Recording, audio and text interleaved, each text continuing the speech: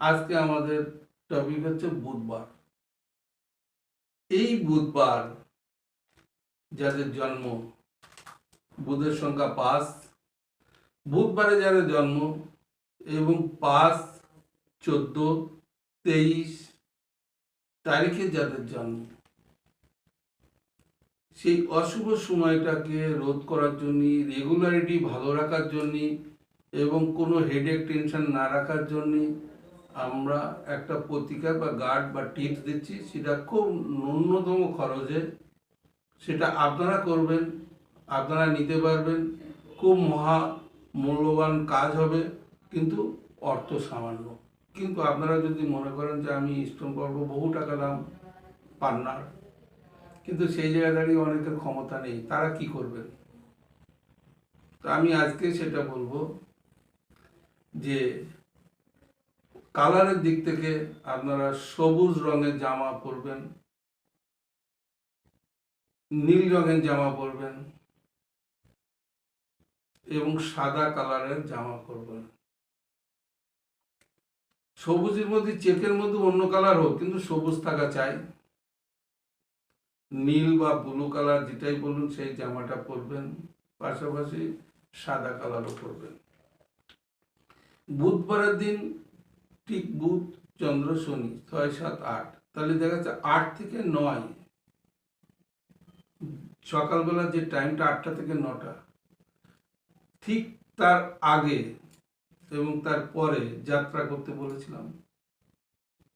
তাহলে দেখা যাচ্ছে আমার মনে থাকছে না, আমার সময় নেই, আমার কোনো এমার্জেন্সি, আমার ছেলের স্কুলে দিতে হবে, মেয়ের স্কুলে দিতে হবে, কোনো রকম আমার মাস্টারমশাইরা দেখা করতে হবে, কিংবা আমার অফিসে যেতে হবে, ট্রেন ধরতে হবে।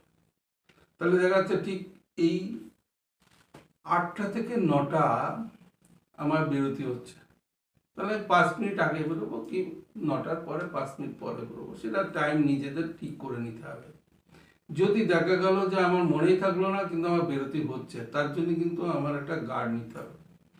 তাহলে সেই গার্ড বা প্রতিকারটা এত সুন্দর অল্প পয়সার মধ্যে আপনারা নিতে পারবেন। সেটা হচ্ছে রুদ্রাক্ষ, অর্থাৎ বাবা ভোলানাথ বা মহেশ্বরের সৃষ্টি রুদ্রাক্ষ, অর্থাৎ রুদ্রাক্ষ। সেই রুদ্রাক্ষ আপনি 5মুখী ব্যবহার করতে পারেন।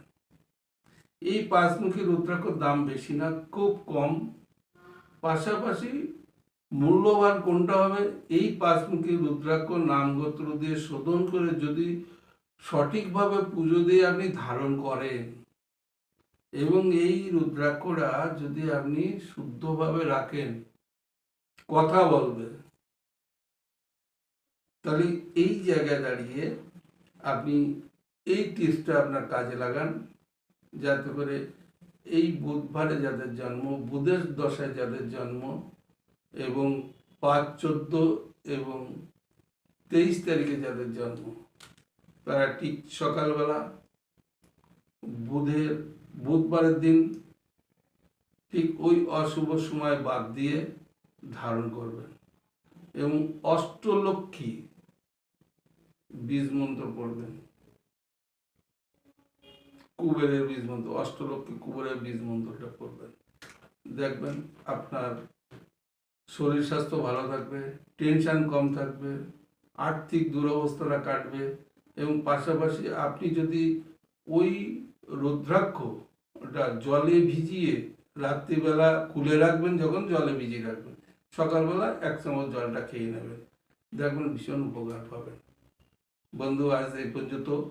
আজকে বুধবার।